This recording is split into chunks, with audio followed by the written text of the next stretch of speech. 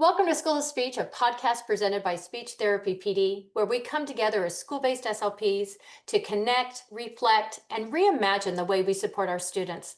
I'm your host, Carolyn Dolby, and today's conversation is one that speaks to the heart of why we do what we do.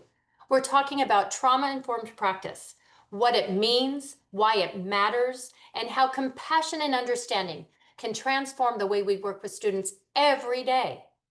Our guest, Rachel Archambault, brings wisdom and warmth to this topic, sharing both her personal journey and practical ways we can all bring trauma-informed care into our schools. Don't forget that you can earn zero point 0.1 ASHA CEUs by completing the course modules on your Speech Therapy PD account. Now let's get on with the show. Hello, everyone, and welcome to School of Speech, the podcast designed for all of us school-based SLPs, presented by Speech Therapy PD. I'm your host, Carolyn Dolby, and I am so delighted that you are here with us today. Remember, each episode is a chance for us to connect, recharge, and explore practical strategies, fresh perspectives, and a little inspiration that brings us back, that we can bring back to our students and our teams. Well, today we are going to dive into the heart of what we do, and that is supporting communication, fostering confidence, and celebrating the impact we make every single day.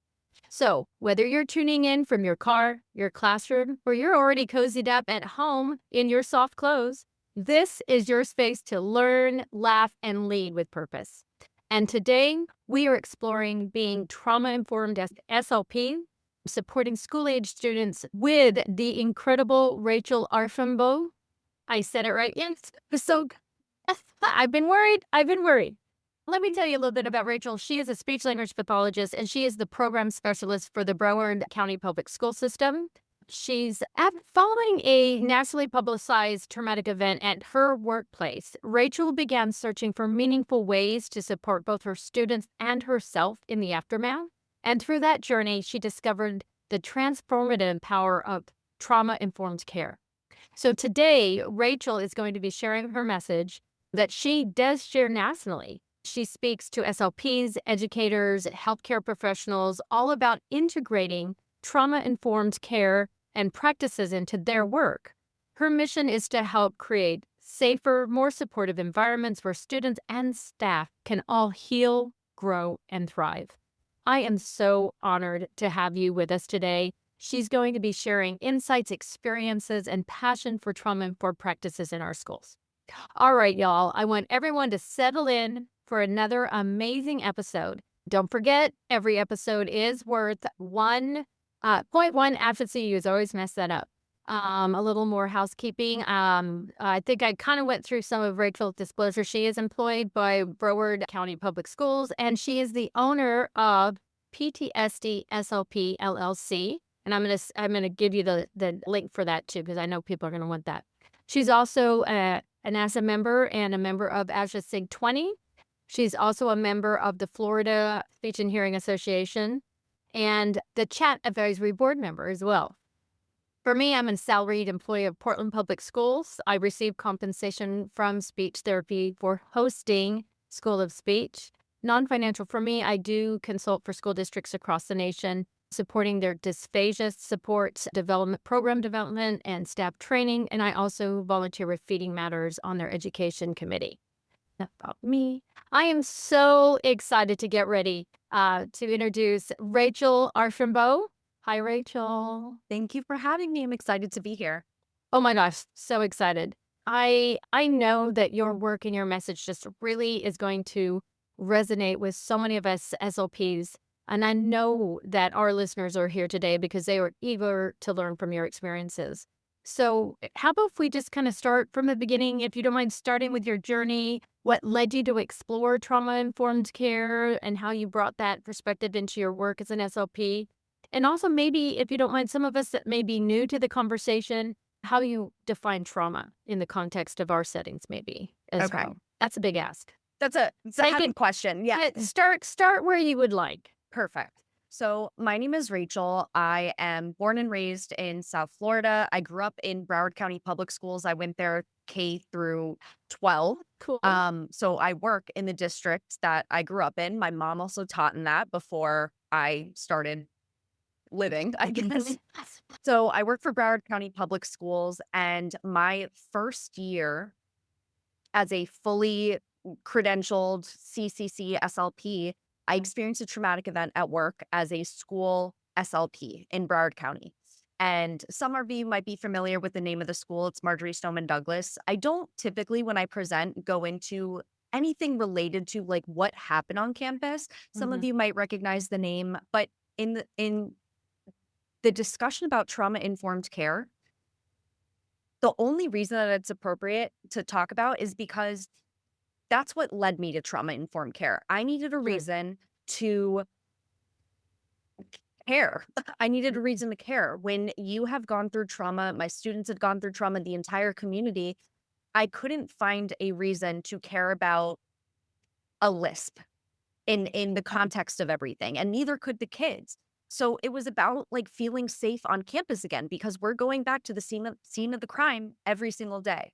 So it was about safety. And when I looked at how to support traumatized children, I found trauma-informed care. I found trauma-sensitive services. Trauma-informed care is what we're talking about today. And trauma-informed care, I like to think of it, is when you don't know what trauma your students have gone through. You don't know what the staff that you are working with, your coworkers, you don't know what they've gone through. Trauma-informed care is preventative. How can we prevent causing harm? And the definition of trauma, I mean, there's different definitions across the board, any book that you look in, but the word that comes up in all of the definitions is overwhelms, because trauma isn't rational, it's not logical, it's something that your brain feels and is trying to keep you safe. So one of the definitions I use is trauma overwhelms the ordinary systems of care that give people a sense of control, connection, and meaning. So pre-trauma, you might be able to control things, have connections, have meaning, but after trauma, your brain is stuck in survival mode a lot of the time. And all it's worried about is keeping you safe. So you're not as easily able to control, connect, and have meaning. So that is, I guess, a short answer of all the things you asked. But I found trauma-informed care at rock bottom. How do I help support a community that's been traumatized, including myself? And using trauma-informed care allowed us to get back to working on our goals, our speech and language goals. It allowed us to get back to academics once we feel safe, supported, all the pillars of trauma-informed care, which we are going to talk about today. Thank you. Thank you for sharing. I know it is very personal to you. I think we all sort of have a testimony of what brought us to where we are now. And this is a safe place. And I really do appreciate, I want people to feel, comfortable to share what they want to share, and I love it. I just really appreciate your openness with us today. I know that I'm very interested in always having a better understanding of my practice. And so I'm super excited to get to just really be open to listen and learn and just understand, because understanding our clients and our students is going to make us better clinicians. Absolutely. Using the word, overwhelmed, one of my last episodes was on like core values and boundaries, because of being we're overworked, we're overwhelmed. So I think being overwhelmed is something speech pathologists just in general have a full understanding. But I think understanding that we might be some of us might be overwhelmed with work or life and things like that, but understanding what it means, maybe what overwhelm means through the lens of trauma, and I think you said it very well when you said it's a brain, I think you said a brain function of trying to keep you safe, which made me think of that. If you are in that constant fight, flight, freeze, fawn, I can't remember, I think if I got them all. If you're in this constant state of that, that's where your brain is. Yeah. How can you? Yeah. So let me break that down even Yeah, further. thank So you. your brain is either in survival mode or learning mode. Oh, okay. So learning brain, survival brain. And this is just like a very micro way of looking into what is happening to your brain. So if, let's say, fight, flight, freeze, fawn. I think there's like 7 total, Yeah. but like typically we know fight, flight, freeze, fawn, maybe. If your brain is in survival mode, we can't be working on our speech goals, or our speech. Maybe we're working on our speech goals with our students, but it's not going anywhere. They're not absorbing it. So, for example, we have 2 sides of that fight, flight, freeze. So we have hyperarousal, and this is going into the polyvagal theory of just what Okay. happens to our body and our brain. So we have hyperarousal on one side, and we have hypoarousal, which is freeze, on the other side. So some people in a survival mode look blank and checked out. They look like they're daydreaming. That is a survival response. So you might look at a student that's in your classroom and they're like, oh my gosh, they're always daydreaming. I bet they were up so late at night playing video games and Roblox and whatever the kids do. But really, maybe it's a survival response that they're just blank and checked out. And on the opposite side of that, we have the hyperarousal, which is fight, flight. So those kids get a lot of the response because if they're aggressive, if they're running out of the room, we are able to see that at a much easier, we're able to identify it easier than some of the kids that are in freeze. And often they get punished if they're fighting in flight. So I actually, one of the schools that I support 45 schools in Broward County, all high schools, non-traditional schools. So it's behavior schools. I actually presented at jail yesterday Oh, for wow. students that have been arrested. So I got a question from one of the staff members, and he said, these students fight for no reason. And I go, is it actually no reason, or are they in fight?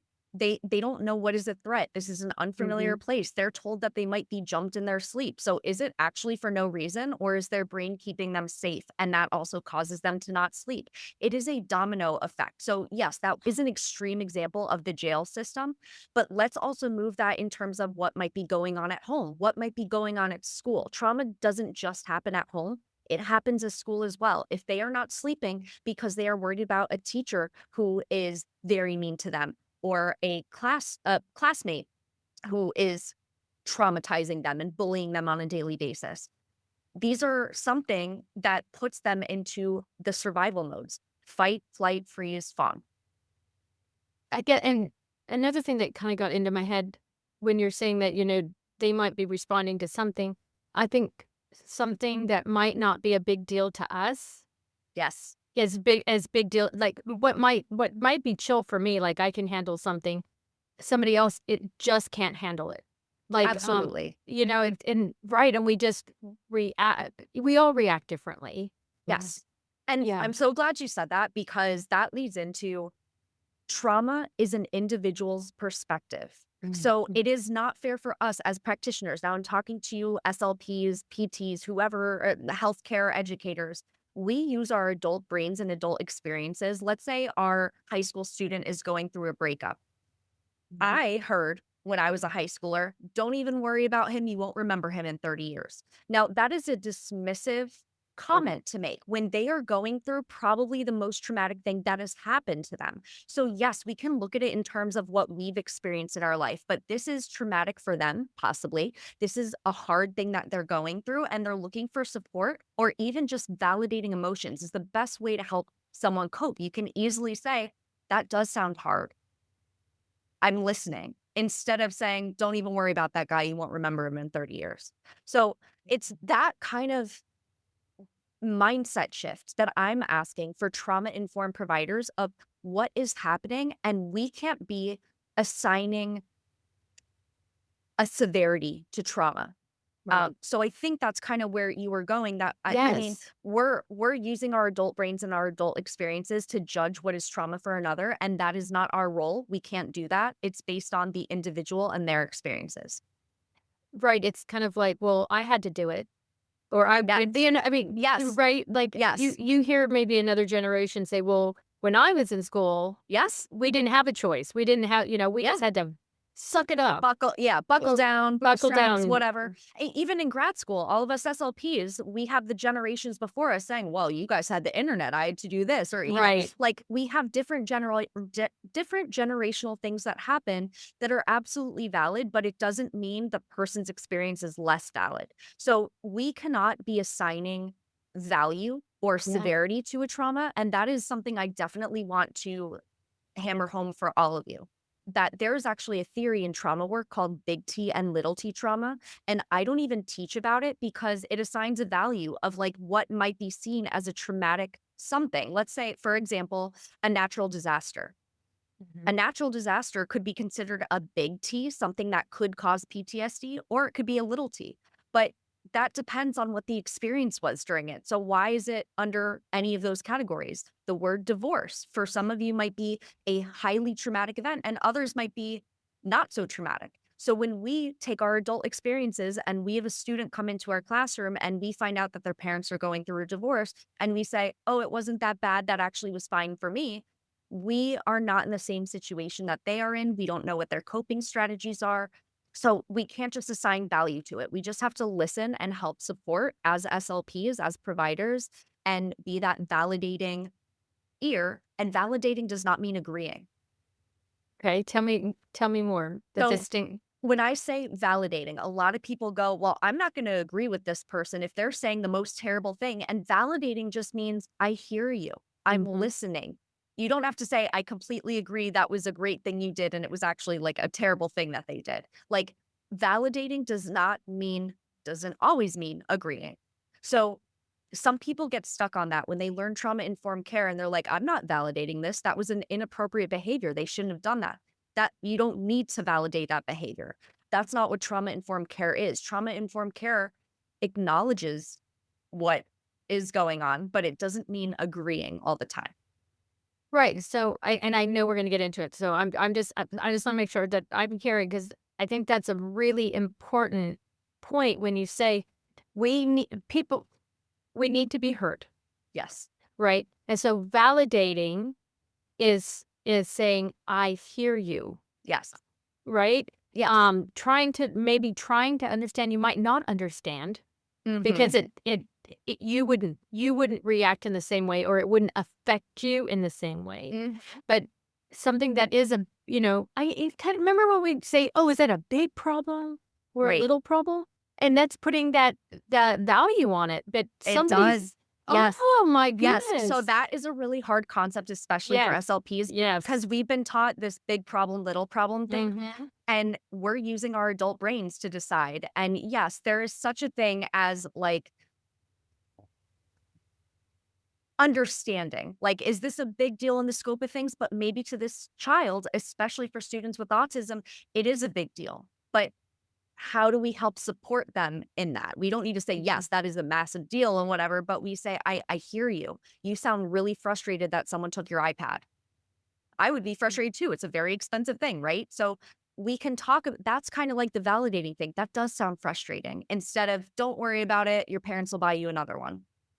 Right. So No. we are validating their Their perspective. feelings. Yes, their feelings, their perspective, and you don't need to agree. I hear Yeah, you. right. That does Yeah. sound hard. You're having a bad day. That's it. Mhm. Like that. And I have more examples of that, but that's just, it's validating what they're feeling and making sure that you are a participant in the conversation rather than saying, don't worry about that. Everything's going to be okay, because some things aren't, and that's okay too. Right. It's kind of like when you're telling a story to your friend or to a colleague, Mhm. and then they're like, oh, yeah, my cousin's neighbor's best Yes. friend had that same thing, and she was just fine, honey. Exactly. And you're like, I don't care about your cousin neighbor's best friend's Yeah. dog. Yes, Right? exactly. This Yes, is what- that's exactly it. Yes, exactly. Yes. Wow. So our first step, I get that, I know we're going to break down the pillars, is so validate. Validate Yes. is kind of just the beginning. Yes. Yeah. That's even, that's how to respond, I would say. Okay. And I present up to like 6 hours on trauma-informed care. So even just like the speaking component, how to work with our clients, that is an entire section, because Okay. I want to think of it more in terms of like, would a therapist respond like that? Like if you're talking to a therapist, they're not going to say, well, one time, exactly the example that you gave. Yeah, yeah. It's your time to express. And I consider myself a high school SLP. That is the age group that I like working with. They just want someone to hear them. They want someone to listen to what they're saying. So I can say that does sound really tough versus it doesn't matter. Let's get back to this right now. We've got speech to do. That's the kind of Mhm. dismissive stuff that that language plays into the pillars. They are not going to see us as safe. They are not going to trust us with that information. They are not going to feel like we have collaboration. So we'll go into the pillars. We'll talk about that. But trauma-informed care is a mindset shift. Okay. It is not a prescriptive therapy technique. It's not like first you do this step and then this step, but this is just a way of speaking. There's language changes that we can do, and validating emotions is one of the things that we can do as a trauma-informed provider. Okay. You just said a whole lot. I did. I know, but it's okay because we're gonna break this down because I want you to tell me where we should go next because I want to know what the pillars are. Yes. But then I really want to know how to mind shift the way I speak and the way that I use my body. Amazing. Wow. So I would say first we need to talk about what is trauma-informed care. Okay, I'm giving okay. a lot of examples here of like Mhm. language changes and whatever, and we'll get to that. But trauma-informed care, sometimes you might hear as trauma-informed education, trauma-informed practice. I just always generalize to trauma-informed care. There are typically 3 to 4 R's of trauma-informed care, which is realizing the prevalence of trauma, recognizing how trauma affects all individuals involved with the program, organization, system, including its own workforce. So you even brought up the word overwhelmed earlier today, like our Yeah. jobs are overwhelming, because trauma-informed care is just as much about us as it is as our clients. So we're going to talk about dysregulation and regulation. That is a major component, because if we're screaming at a kid to stop yelling, that's Oh. only going to escalate the situation and we cannot regulate someone. So we'll talk about that. And then responding by putting this knowledge into practice. So our goal is to resist re-traumatization. We don't want to continue to cause harm. We don't want to cause re-traumatization. So there are little things that we can do. If we view trauma-informed care as preventative, we are not going to know what trauma people have experienced. Our students in front of us, let's say you have a class of 30 students, you are not going to know all of the trauma that they've experienced. So there are general things that we could do to make sure that we are not causing harm. Yes, things are going to slip through the cracks. Let's say we have a student who we find out there's a specific trauma that they went through. Maybe we can adjust some additional things to be trauma sensitive or trauma specific to that student. So an example of trauma sensitive, I'm in Florida. I have a lot of near drowning cases that I've worked with over the years. So they are with me due to some near drowning event. And when I have those students in my room and I know that history, I preventatively remove anything with water play, whether that's a book about bath time, a book about the beach, anything like water related, because I don't know if that parent is going to burst into tears when they're in my office. I don't know if that kid is like fearful of water. Maybe the mom walks in and says, oh no, they love bath time. That's our favorite part of the day. Great. Books are going back in, but it's something preventative that I can do when I know something has happened. For the majority of your students, you are not going to know. You're not going to know. So what can we do to make sure we're not causing harm to that 100% of kids? And then how can we better, when we know, we can adjust some things, but we're just talking about like trauma informed today. So when just those kids, we don't know what they've gone through. How can we make sure we're not causing harm? I love that. Okay, so let's go there. Let's Okay. start with it because I want to be 100% preventative. Like Okay. I'm in. Yes. I mean, what I need to do. I love that. Perfect. Okay. So let's start with the pillars. Okay. So the pillars of trauma-informed care, and this is from SAMHSA, which is the Substance Abuse and Mental Health Services Administration. Depending on where you look, there's anywhere from 3 to 12 pillars of trauma-informed care. The ones that I like to go with are the ones from SAMHSA: safety, choice, collaboration and mutuality, trust and transparency, empowerment, voice, choice, and cultural, historical, and gender issues. So some of these words are grouped together. So trust and transparency. Trust and Okay. transparency is one that I talk about all the time, because it's an easy one to break. And we don't even know Okay. that we're doing it. So in terms of my speech people who are on, let's say that you want to get 100 drills of an R sound from like a 5-year-old. and they're doing 5, they get exhausted and they're like, Miss A, how many more do we have to do? And you say, don't worry about it. We're only going to do 5 more. And then you go on for 95 more. Maybe they don't know how to count, but what they're doing in their head is they go, I don't trust this lady. She lied to me. That's way more than 5. So this is kind of where we have that big problem, little problem, or like, was this a big deal? Was it not? In our adult brains, we go, yes, it's not a big deal at all. And they go, yeah, that was a big deal. I don't trust her. She lied to me. So Thank you. That was a really great example. Like so simple. And all of us are probably going, oh, I do that. yeah, Okay, Yeah. so I was really trying to write down your pillars fast. I So know. I I'm did, fast but there. here we go. I kind of put one to two together. So I got safety, choice, then I added voice because I thought you said voice, but I Yes. might have been wrong. You're right. Trust and transparency, empowerment. What did That it- was empowerment, voice, and choice all grouped together. Oh, and that is how Yep. that happened. Okay. Yep. Collaboration and mutuality was another one. Okay. And then the last one is cultural, historical, and gender issues. Those are all grouped into one. So how I would go about this is asking yourself with a specific client, with a specific session, with a student maybe you're struggling with, how do I add more safety for this student? Okay. And you could even ask, like, what would make you feel safer here? Like, for someone who came from a school that something bad happened, if they want to face the door and I'm saying, no, you need to sit at the desk and look at me when their back is turned toward the door, I'm not providing a safe environment for them. So I can say, hey, what would make you feel safer here? And they say, actually, Miss A, can I be like facing the door? I'll go like this. Yes, that's not a big deal. Can you still do speech and language with me? Yes. So we don't need to have these like unbending rules. This is an easy thing that we can do to provide safety. And safety is physical, emotional, socially, emotionally. Like there are so many layers to safety. So it's not just like us saying you're safe. They have Right. to be. You're safe in me. Yeah. Don't Right. worry. You're safe with me. Actually, no, they might be. Exactly. And it's their brain. It's Yeah. their brain that's saying something, there's a threat here. Something is wrong. And a threat is just a dysregulation. It's just a demand. So maybe that's putting work on them. Maybe they're in survival mode and they're like, I'm so stressed here, I can't even focus.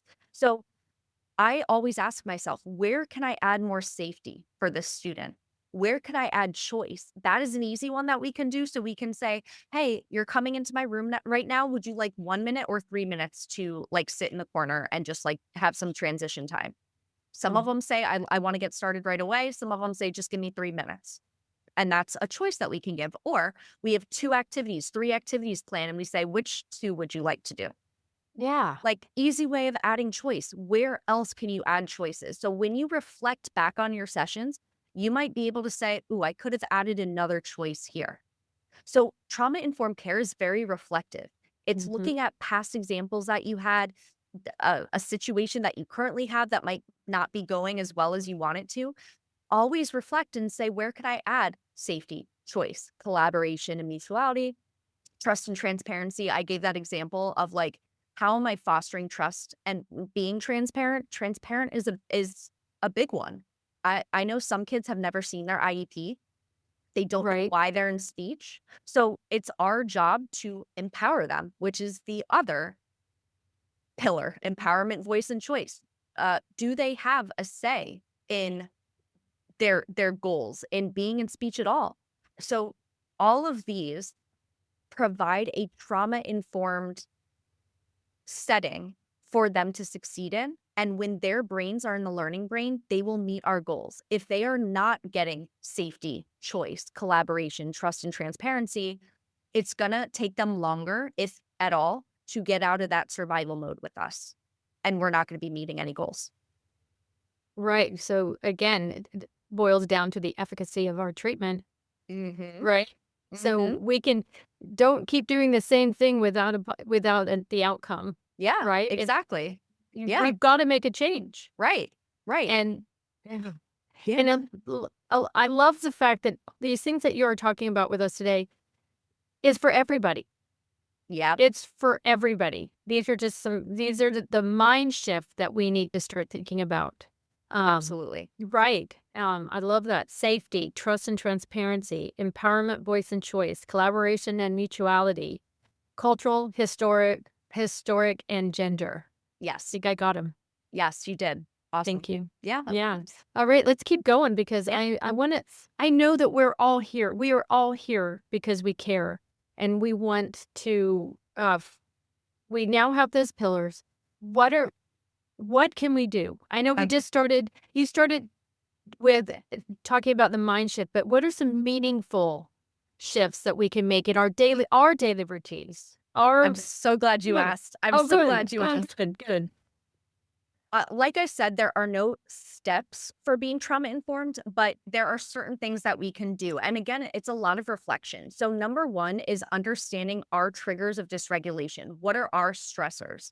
So I meet so many people that get stressed and they have no idea what stressed them out. Or let's say they are driving to work in the morning and they get cut off by someone in traffic and they stay in fight all day. So they're stuck in that hyperarousal and they have no coping strategies. So it's understanding our triggers of dysregulation, what stresses us out, and also having coping strategies to get out of that.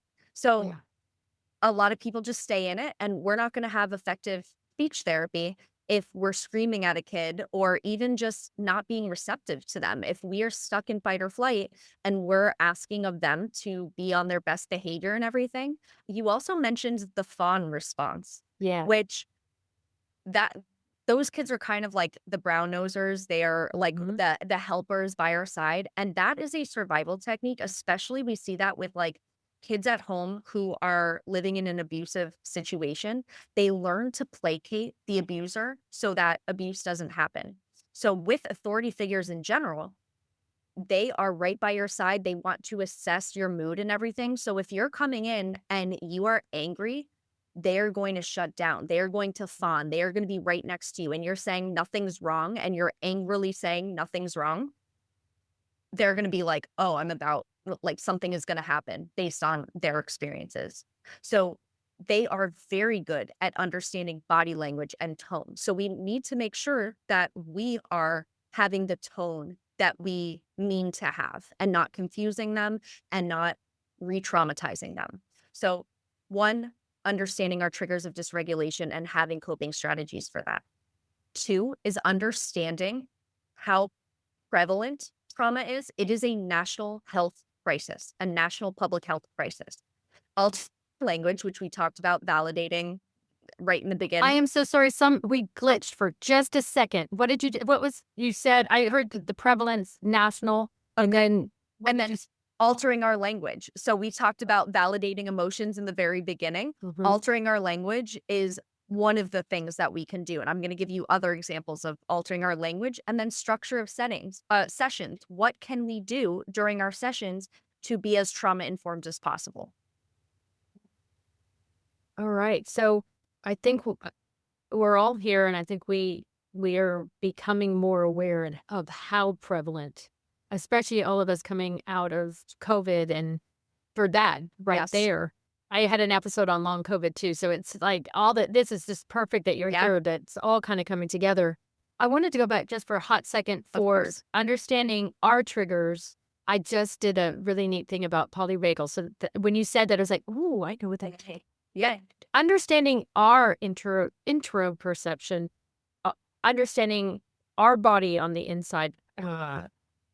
Kids might not understand that, but how can we understand a child if we don't understand ourselves? Bingo. Right? Yeah. Is it, going to that's why we really do need to know our triggers so we aren't triggered, because we are of no help to anyone if we ourselves are in a fight or flight. Absolutely. Overwhelmed. Right? And it can be for us having to go to work in some of us might be going to work in not a great environment. And I'm sorry, that's terrible.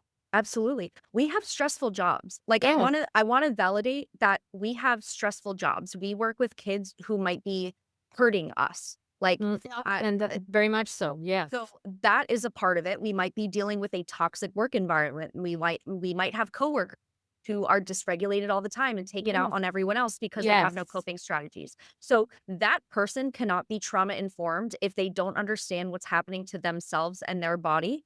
So I want to take you all through a reflection of how to understand what is happening to you. So maybe you're someone who is really identifying with this and saying, I don't know what my stressors are. I just know that my job stresses me out, but I don't exactly know what it is. So starting at the top, do you know what stresses you out? Maybe your answer is yes or no. So start thinking about what things at work, what things specifically stress you out. For example, I'm very affected by noises. Doesn't have to be a loud noise. That's the PTSD part. I am diagnosed with PTSD and ADHD, which is why I call myself the PTSD-SLP on Instagram. But I find that a lot of adults don't know exactly what it is. They're just angry. So start to identify, write down, oh, I was really bothered by that lawnmower sound that was going on for 7 hours outside my classroom. That is a big stressor for me. I wake up in a deep sleep with a lawnmower outside. That is such an angry feeling for me. Do you know what you look like when you're stressed? Do you know what happens to your body? Are you clenching? Is your body tight? Do you shut down? Am I able to identify when you're stressed? Can you do it in the moment? Can you do it after the fact? In the moment would be great. That's better. If you're able to say, wow, I'm being really mean right now because I'm stressed. Let me like reflect and do some coping strategies. Or after the fact, can you go, oh, that behavior earlier today that I did was because I was stressed. How do you regulate yourself when you're stressed? So this is where I find the most difficulty with SLPs or adults in general, that yes, they can identify that they're stressed, but they don't have any coping strategies with it. They just sit in it all day and they don't know what to do with that. That's really difficult because learning is not going to happen there and you're not going to be comfortable in your job. Is my dysregulation negatively impacting a client? Is my emotional regulation negatively impacting a session? And then finally, am I causing harm? So like you said at the very beginning, like none of us go into this profession to cause harm, but I would like to say that we have caused harm in some way. And how can I prevent doing that in the future rather than the mindset of saying, I've never caused harm and I never will, because you have nowhere to go from there. That is so heavy. It is heavy. No, I mean, I literally felt, because I just had a physical response to that because of something that's happened in my past. And what I realized is I don't know if I don't think that teacher really meant to harm me, even though she did. I said it on another podcast. Okay. I came from Australia and I had an accent, and the teacher, I definitely don't have one now. Anyway, that she wanted it to gone. Yep. And I think maybe in her mind, maybe she wanted me to fit in, maybe because I was awkward. I don't know. Anyway, that kind of helped me for a second when you said, oh my gosh, you really gave me a physical moment. She probably didn't mean me harm, and I've been angry.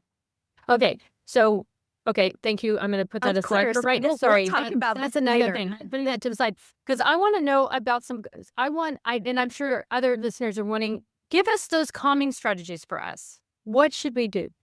Okay. So what can we do? Because I know it's not a step-by-step. Just throw out some, because everyone's different. Everyone is different. So you have to find what works for you. I am someone who overheats very easily. And I live in Florida, which is awful.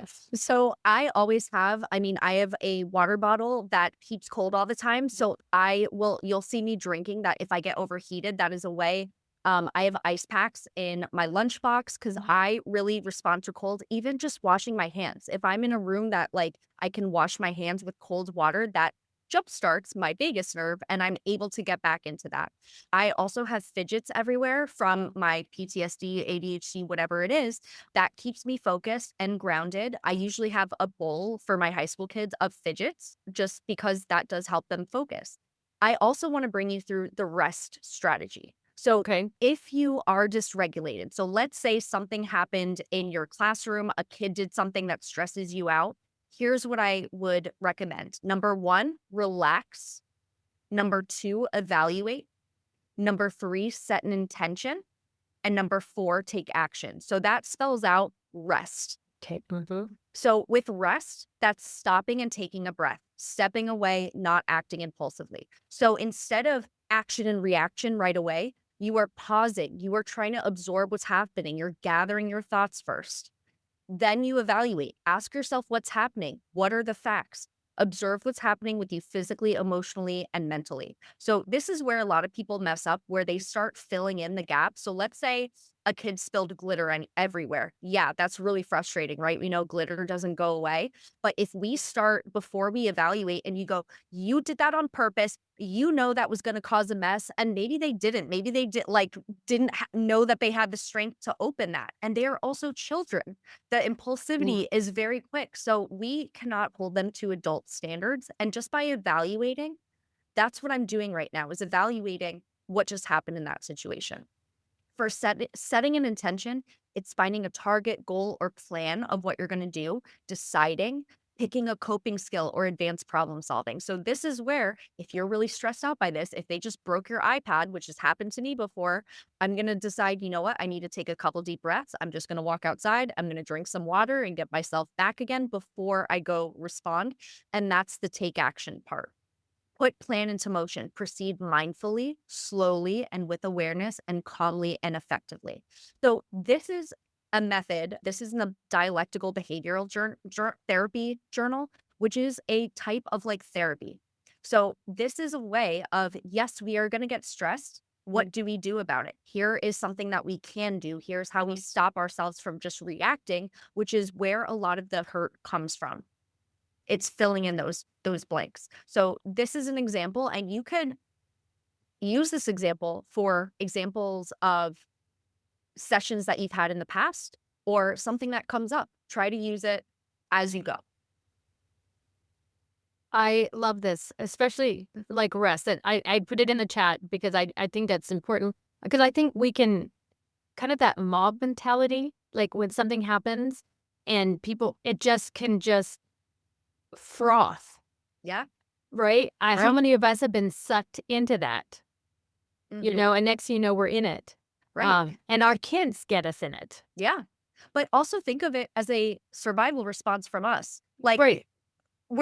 if we are dysregulated, so that's our brain in survival mode, and we are trying to figure out what just happened. We're stressed. We need to get ourselves back to that window of Mhm. tolerance, because if we're dysregulated, we cannot regulate another child or another adult.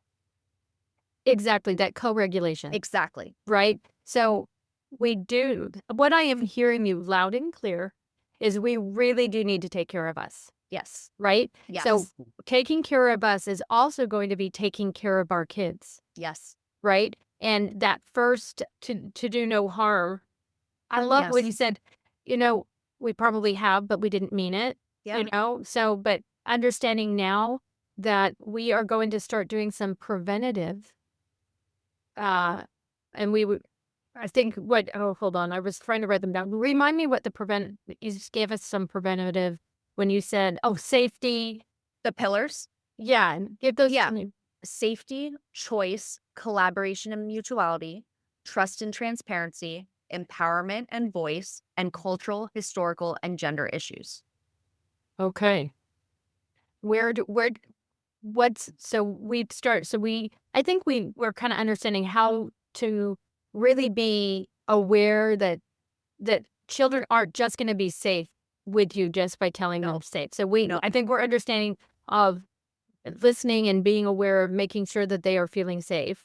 How about what next pillar do you want to go to? Okay, so I want to go to the next step, which is language changes. Oh, thank you. Yes. So language changes, I did already talk about validating others. So examples of validating others that I didn't mention is, you did the best you could with what you knew. I can understand why you did that. I'm proud of you. It sounds like you had a really difficult day. You didn't deserve that. You're trying your best. I'm listening. That sounds hard.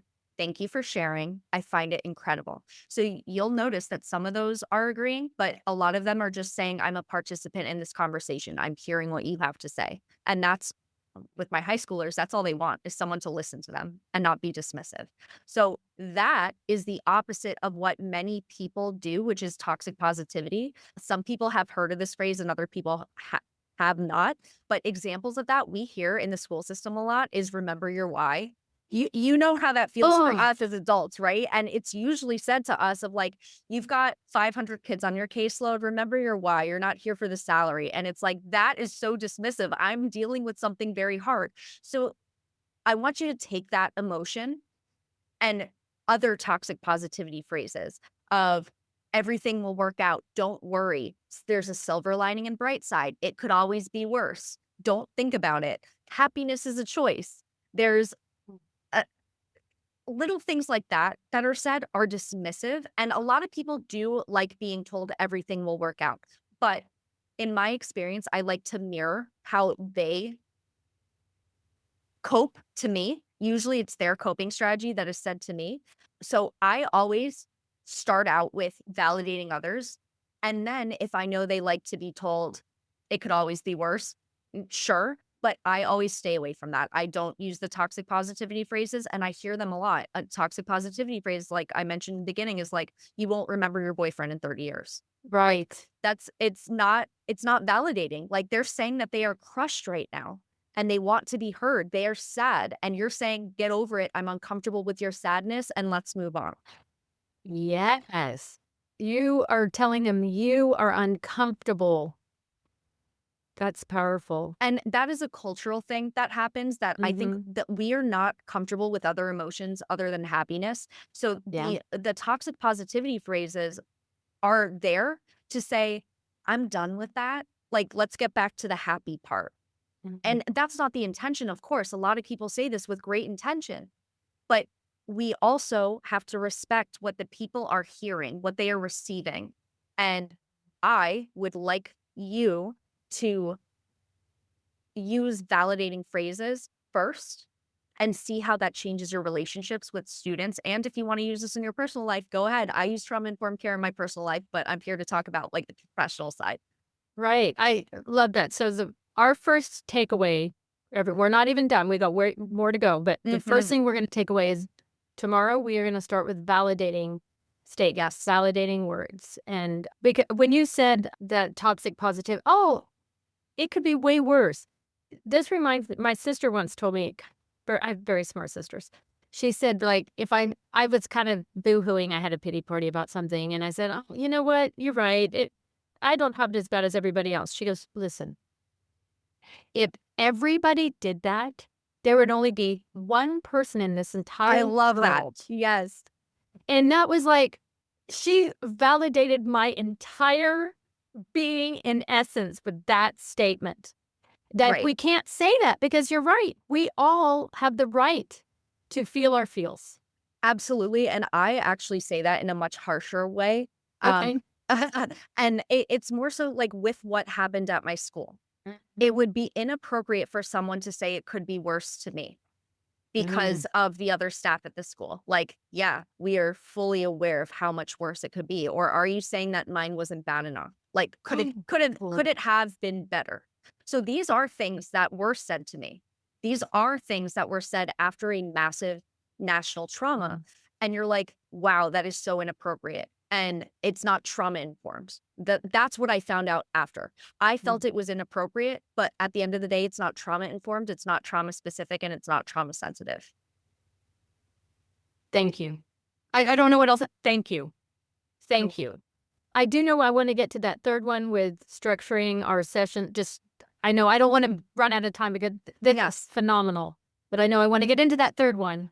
Yes. Quickly, one thing. Yeah, sorry, yeah, of course. No, quickly. I wanted to mention another language change is removing violent language. Okay, tell me more. These are things that we don't recognize. Our language, our culture has very violent phrases that we use. And I didn't realize this until I realized what language had been removed at our school without telling each other to do this until I started a new job. So for example, shoot me a text, shoot me an email.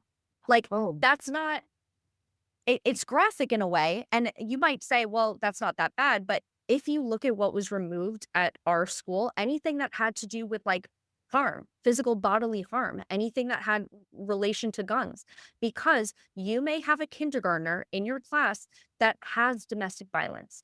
You might have a history of that in your classroom. As much as you think it's not possible, it 100% is. So I remove all violent language. I don't just tiptoe around the school that I know that this is a trigger for them or something that takes them out of their learning brain into survival brain, or at least distracts them. So I remove all of these phrases. So example, shoot me an email, take a stab at it, roll with the punches. When push comes to shove, take your best shot, execute a plan, blown away. Bodies in the classroom is something that I call out my administrators whenever I hear that at my level. It's like, we should never be talking about bodies in the classroom when they need filling positions. Oh, I was about to ask you, what does that mean? But now you just told me. Like that, now I got you painted that word picture for me. Right. So they but that's what Yeah. it is. You don't conceptualize it and then you go, oh my gosh, like, wow, yes, I never realized that. So you're going to start, I promise you after this presentation, you're going to go realize how many violent phrases we use. You're going to start identifying it and you're going to be like, wow, I just said, hit me up to somebody. yeah, right. And I'm not saying that these words are traumatizing, But or they like can be. it's distracting at the very least. Yes. And it's not trauma informed because I'm going to remove that from I'm not going to say it in front of students because I don't Mhm. know what their histories are. And I don't know if that's going to take them out of their learning brain and start thinking about something that happened at home, something that they saw. I don't know. So just by removing that, that is another language change that I can use. Not this is very heavy conversation, and I know that, like, but this is kind of funny, but it makes sense to me now. When I first moved to Texas, I said to one of my students, I said, "Oh, knock it off." And he literally knocked something off my desk. Yeah. And that is such a silly thing, but if you look at it, like, if not anyway, like how Yes. big and misunderstood that was. Right. So the solution to that is being as direct as possible. Like, I Yes. understand as SLPs, figurative language is important, but even the language that we use is generational. And I could present on that Mhm. for another hour. Yeah, sure. We need to be teaching the figurative language of the current day versus, like, if I hear a 5-year-old saying it's raining cats and dogs, I was like, you've been spending a little too much time Yeah. with grandpa, haven't you? Right. Yeah. So these are just simple changes that you can do off the bat right after this, like validating emotions, removing violent language. Easy things that we can do today, tomorrow. Yeah. Validate and language. Yep. Yep. Mhm. And I know you want to get to sessions. I do. So try to be as predictable as possible, as flexible as possible. Empower students, create connections. So a mistake that I see all the time, and especially at the high school level, is the teachers spend 2 minutes introducing themselves. Maybe they go around the classroom and they have the kids introducing themselves and they go, all right, so chapter 1. And it's like, oh, like, that's wild. So it might not seem like a big deal to us in our adult brains. We go, well, we've got tests. This is an AP course. We have stuff to get to. But like, we also have to foster those relationships. We have to take that time and learn about the students and make them feel comfortable, which again plays into that, all those pillars. Are they going to be able to trust us if we start 2 minutes in and say chapter 1? Like, do they feel safe in this? Like, we have to think with our students' brains. Does this make them feel safe? Does this make them trust us? Is this transparent of them? So just always reflecting on how the pillars are available make us trauma informed. And then these considerations, yes, we work in environments that change. So yes, we could try to be as predictable as possible, but we also need to be as flexible as possible. And we also can't be 100% trauma informed. I know that you said that at the beginning, like, I'm 100% ready to go. You can only be as trauma informed as the systems above you. So an example of that, I'm in a state that has no caseload cap. So my first year as a CF, I had 111 students. So I thought that was normal. And I work in a high school. So yes, the numbers are a bit higher, but I can't be 100% trauma informed if I'm seeing 8 kids in a group, or if I have to be like, all right, you guys have to get out. I have to get the next one. Sorry, you can't tell me about your boyfriend right now who broke up with you, like, next student. Like, I can't be 100% trauma informed if the systems in place above us, so that could be the government, that could be like the state and federal government, that could be our state associations, ASHA, like it goes all the way up the chain. So you can do an activity of saying who's above you and who's above them and who's above them and go all the way to the top. So that's a reflective tool. We can't be 100% trauma informed unless the systems above us are trauma informed. Wow. Okay. So yeah, we all sat with that for a minute because I think that is very current for us. Thank you. So let's I know we only have a few more minutes with you wanting to. I know that we are all wanting. We do all want to do better, be better, and we want to. And I think what I heard is that we can just start by doing some small, meaningful shifts, small ones, like just thinking about the language shift.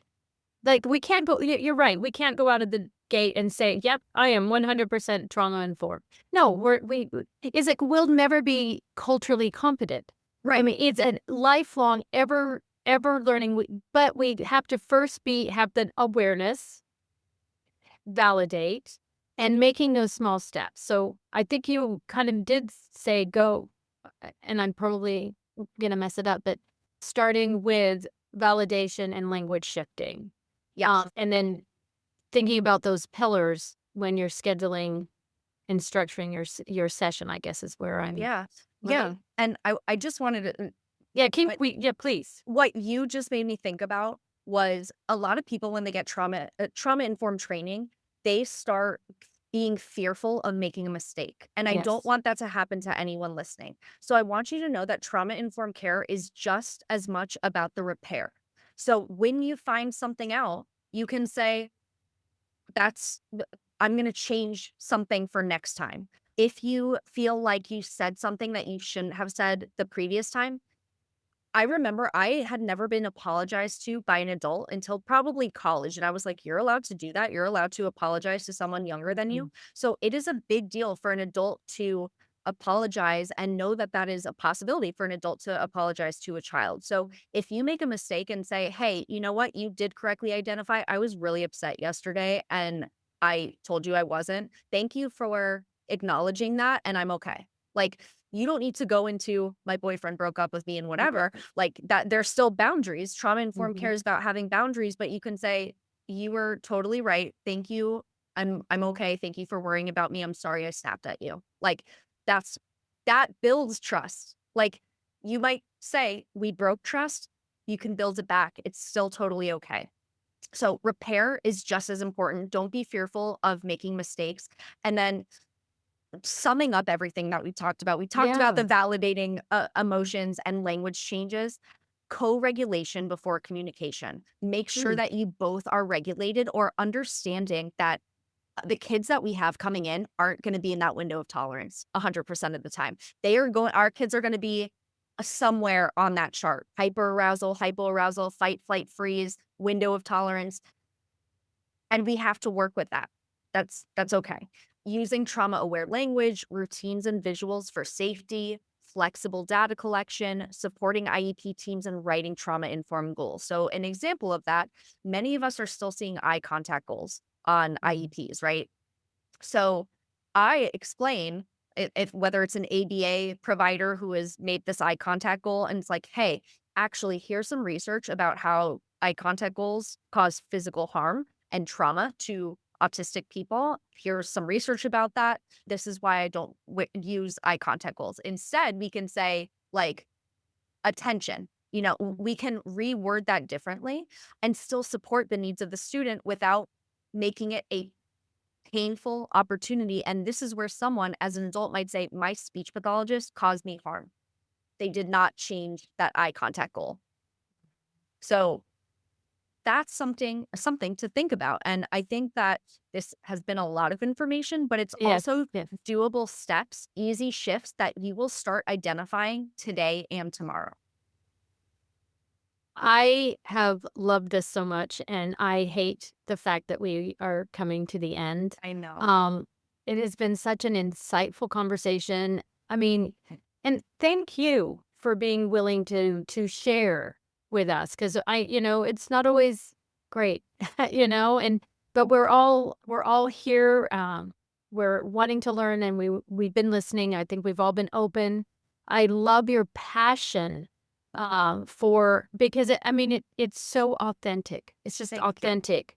I know that our listeners are walking away with a better understanding. I know I am, about what trauma can look like in a child. That just saying that over that fight, just those behaviors are speaking, Yes. right? Yes. And that for us to, and I like that about being preventative is what we need to be. Thank you for giving us strategies for helping us, kind of the airplane thing, put your mask on first. You're Absolutely. right. No, without co-regulation, there is no communication. I love that. I do hope all our listeners are inspired to take just a small step this week towards, really integrating trauma-informed practices. I'm going to put in, if it's okay, I'm going to put in your website, because I know as we are wanting to grow, they might want to, I'm going to put it in right here, and I'm going to make sure I do it. What happens is sometimes I put it in and I only said it to you, Rachel, and then it I makes do no that all the sense. time. So I do that do all it the to everybody. SLP.com. And do you mind, you said you had an Instagram. Would you put your Instagram handle in there? So if y'all want to get some more information, please check out Rachel at PTSDSLP.com. That's Rachel, RACHEL at PTSDSLP.com for those that are going to be just listening. I am loving what everyone is throwing in the chat. Y'all are making, I love this. Thank you. I love that there's things that, thank you, Andrea, saying that she's going to implement tomorrow. I'm loving this. You guys love this so much. I agree, Erica. This has been so amazing. Rachel, again, I want to thank you. I don't want to let you go, honestly, but I have to. And y'all that are listening, thank you so much for listening. If you've enjoyed this episode, please be sure to leave us a review. Share the fact that to your fellow SLPs, tell them about School of Speech. Okay, y'all. Thanks again for everyone tuning in. I know that, I can already tell that everybody has found this just as inspiring as I have. So I just can't wait to see everybody on our next episode of School of Speech. Rachel, thank you for all that you do and continue doing. Thank you, everyone that's listening, that's going to go, and we're changing the world. One small step. Just as I say in my business, because I do dysphagia, just one swallow at a time, one bite at a time. Yeah, I do it. Okay. I love it. Love everyone. Bye, guys. Thank you. Thank you. Oh.